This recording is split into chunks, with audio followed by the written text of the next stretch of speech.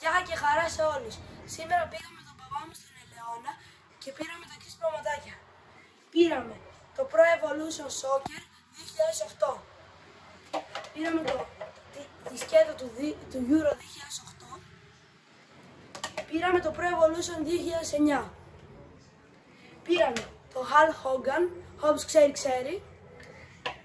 Πήραμε μια ζακέτα Kelme, που ήταν και παλιά σύλλογο μαζί με τη Real. Πήραμε το κασκόλ Ελλάς. Πήραμε μια μπλούζα του 1994, λίγο κατεστραμμένη, το βλέπετε κι εσείς. Και πήραμε και μια Manchester United Training πολύ παλιά. Δεν ξέρω από πότε, αλλά πολύ παλιά. Και πήραμε και αυτή, αλλά είναι λίγο κατεστραμμένη στο σήμα.